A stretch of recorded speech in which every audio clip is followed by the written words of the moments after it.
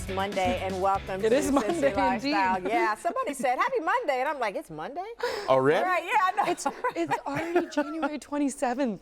Where did this month go? I don't know. I couldn't agree more. Oh my gosh. Man, it went fast. Soon But time we're to glad pay you some more joined us. bills. I know. A fresh round of bill paying. That's right. Thanks for joining us this morning. Well, you had quite the weekend. I so did we have hear. a weekend.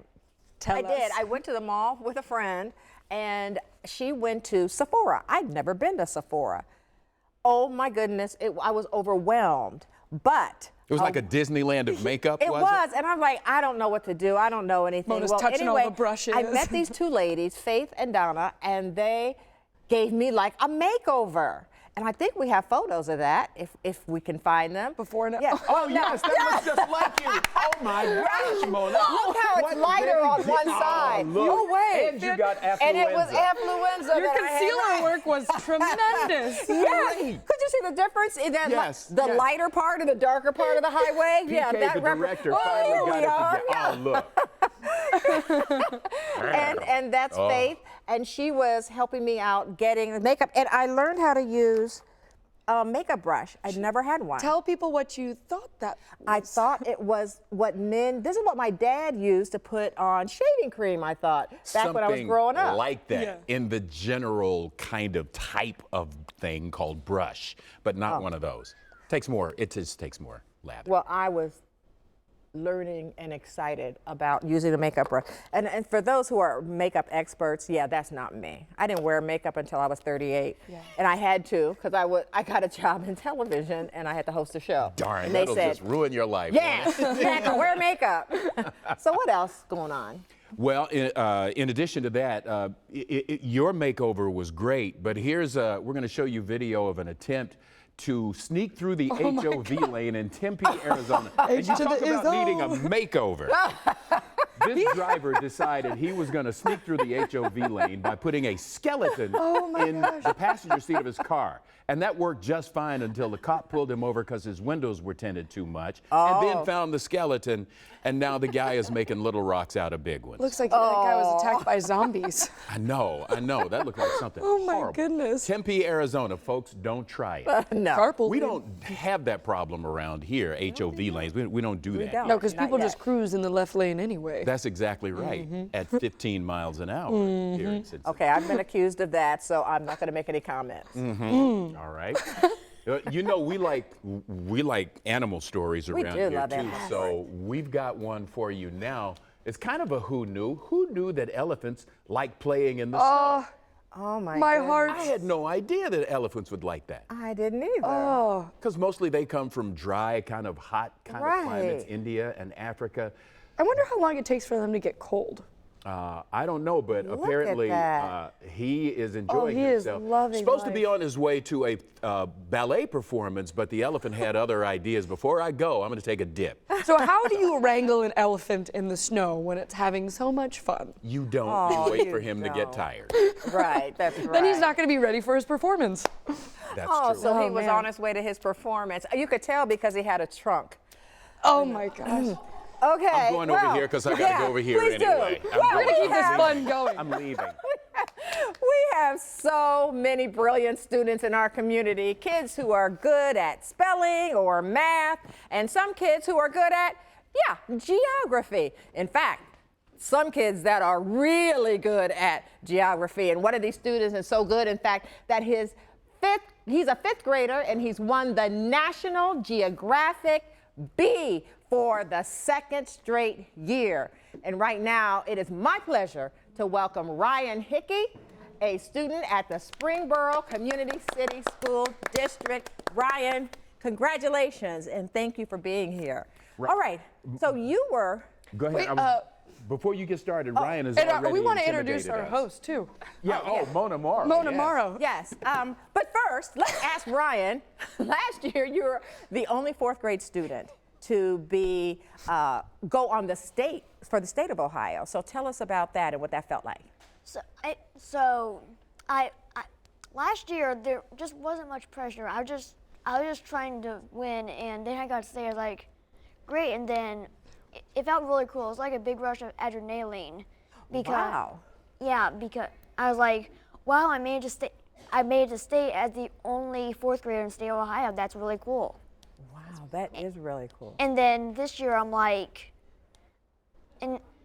this year now there's pressure on me because I'm trying to repeat. That's right. So you're going to do a repeat this year, right? This will be Yeah. your second year at nationals, or State, 2nd year at state. second year at state. Okay.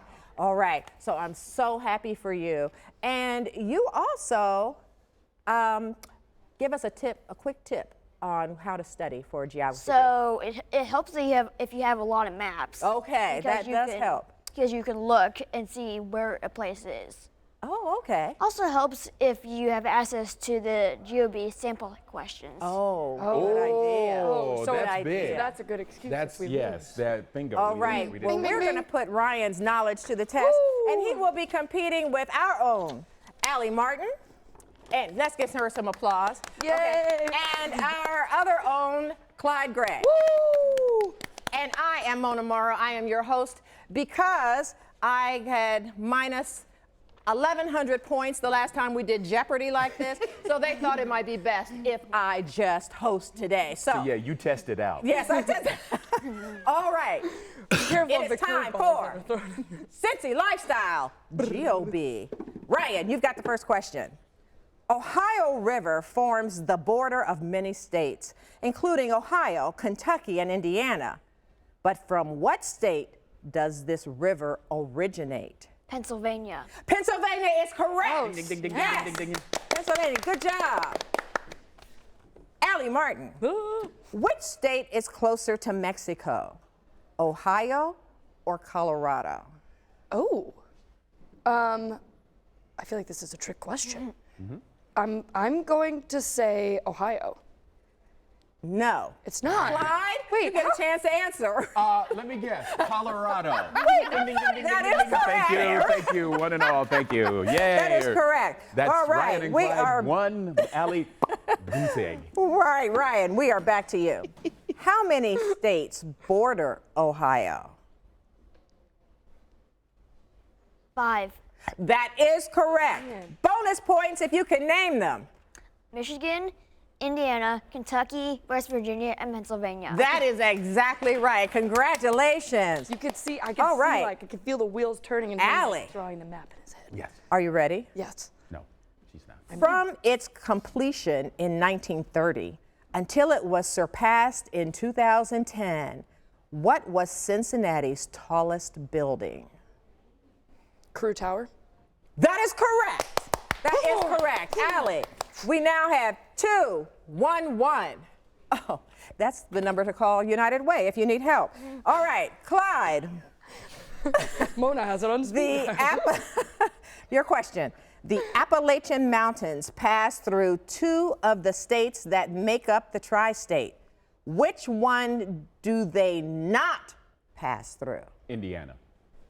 Indiana is correct. Ding, ding, ding, That ding, ding, is ding. correct. Very good. So the total is 2 for Ryan, 1 for Allie, 2 for Clyde. We have a tiebreaker.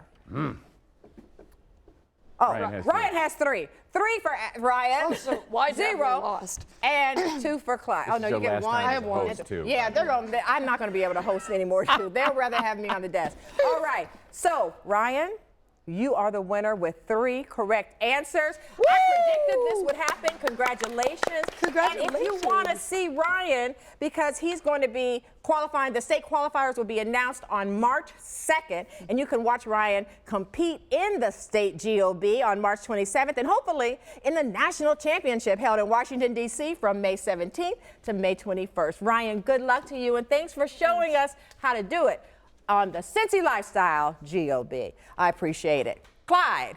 All right, Mona, thanks a lot. You know, with the cold weather we've been having lately, you might be looking for an indoor hobby that'll let you cozy up to the fireplace and stay warm. And that's where a local yarn boutique can help you out. Right now, I want to welcome Mary Martin, the manager at Hank. Now, Hank is a yarn boutique. Mary, thank you so much for being here with us. When you walk into the door, the experience at Hank is great. Tell us a little bit about what that's set up to be like. Well, we're very friendly. We have classes and we have a help table that's always open to help students with their projects, anything that they have to work on. And so what did you bring today? I brought several samples for projects and different yarns. We make anything from hats to scarves. I made the sweater that I'm wearing. This is a cowl that you can wear around your neck to stay warm. Oh, man. We have mittens here, a hat, pair of socks, and a baby sweater. Baby items are always great.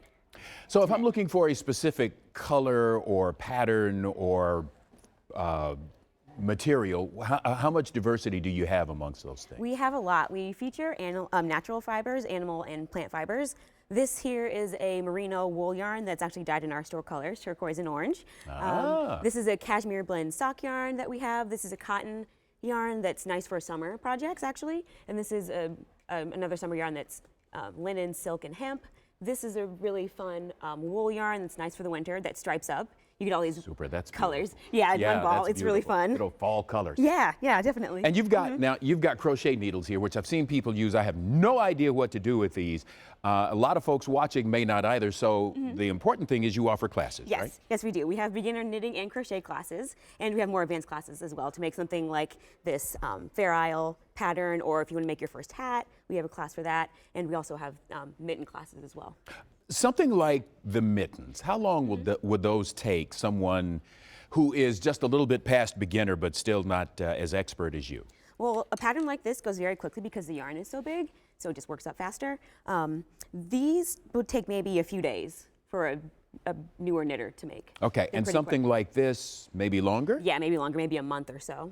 A month, yeah, okay. A sweater, maybe a few months. Okay, all right. So let's talk a little bit about how folks can contact you if they want to get more information. Yes, our website is hankyarn.com, and we are Hank Yarn on Instagram and Facebook.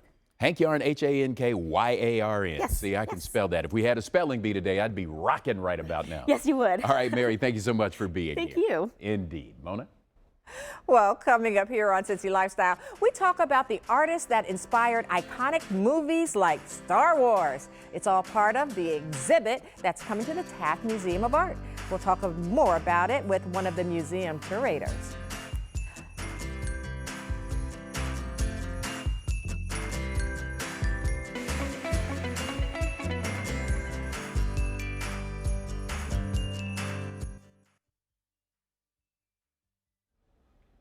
Welcome back. This year, Super Bowl 54, believe it or not, 54, will shine a bright spotlight in Miami. One special campaign that hopes the big game will share some of that attention has the support of the Miami Super Bowl Host Committee, more than 50 NFL players and influencers, MSC Foundation, and MSC Cruises. Joining us now to talk more about that and in particular the Super Choral Play campaign is ESPN announcer and retired NFL quarterback Mark Sanchez and MSC Foundation Advisory Board Chair Matthew McKinnon. Gentlemen, thank you both so much for talking with us today. Mark, right quick, what's happening at the Super Bowl Live where you are? We're here in the Environmental Village here at Super Bowl Live, and basically we've partnered with Ocean Key and MSC cruise lines, and what's happening is they've revitalized this island just off the coast here, about 65 miles off the coast, and they're replanting coral reefs to bring back the coral life here in the coral state of the United States in Florida. So it's a philanthropic focus here with the Super Bowl, and they have one every year, and this one is an awfully worthy cause.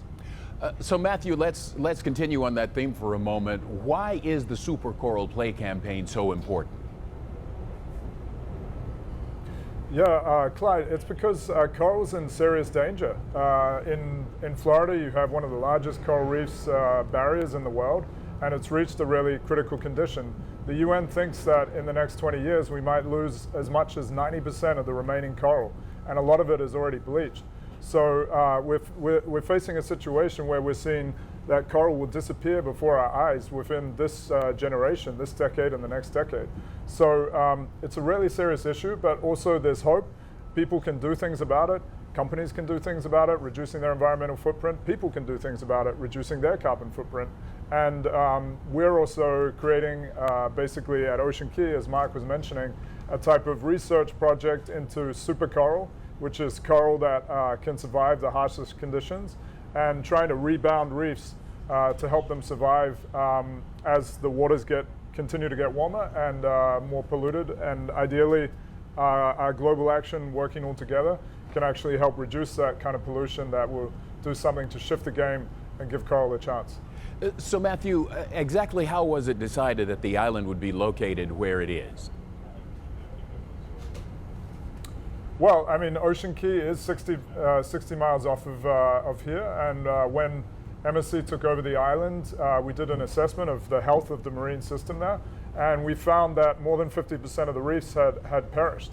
So we wanted to find a way, how can we fix this situation, do something about it? Obviously, it's a global issue, you know, a warmer climate and how that is detrimental for coral. So we need a global movement, but there's also things that you can do right on the spot, like what Mark was doing, planting super coral.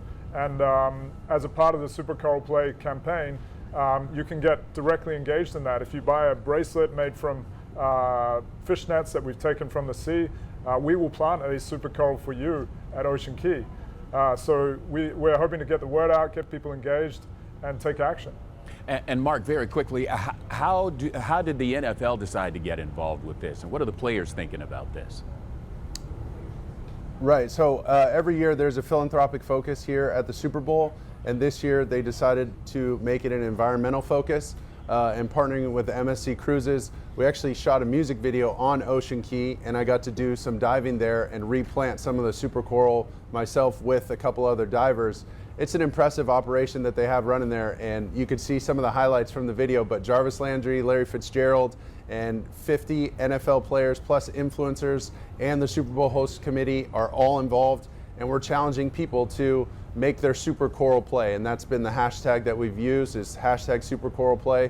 Get to supercoralplay.org and basically switch to LED lights, eliminate single-use plastic items just like MSC Cruise Lines is doing, and you can help save the environment.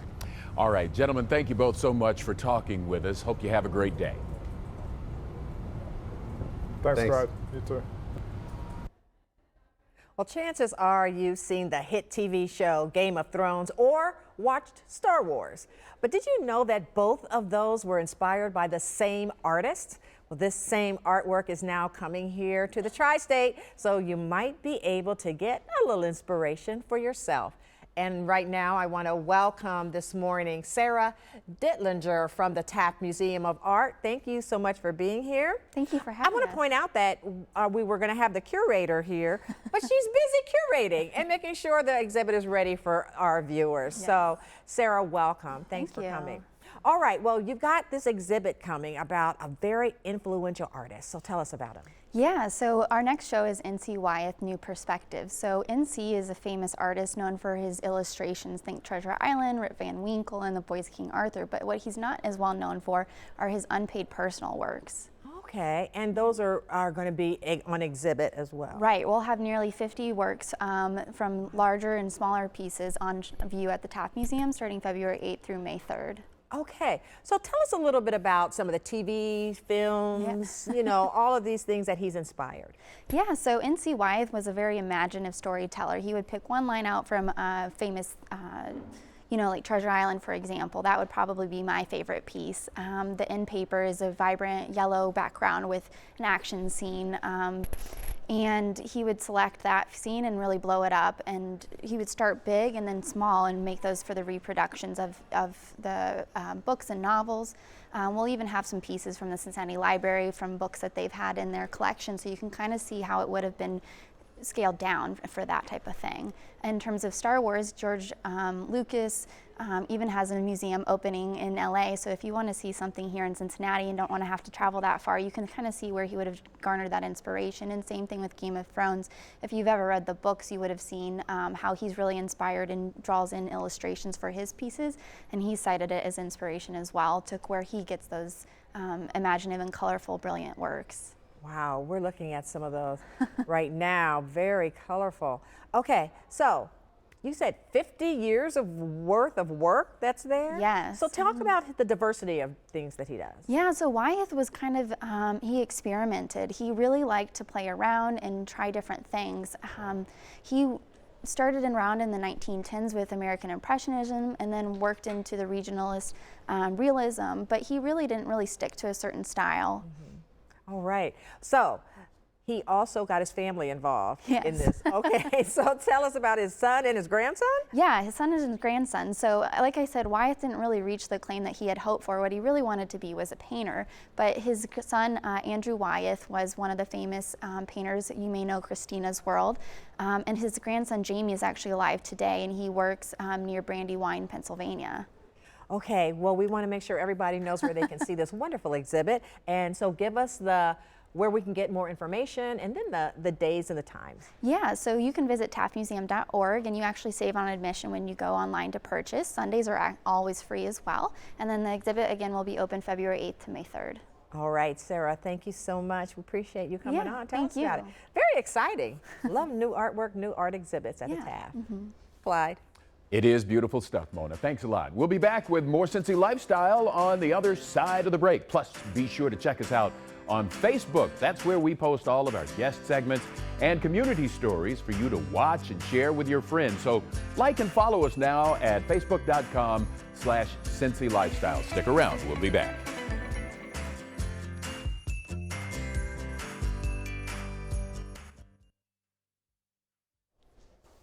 Well, thank you for sticking around. We've had a great day today. We really have. The GeoBee was awesome, and if you want to learn the map of the world, here's a fun tip for you. Get a shower curtain map.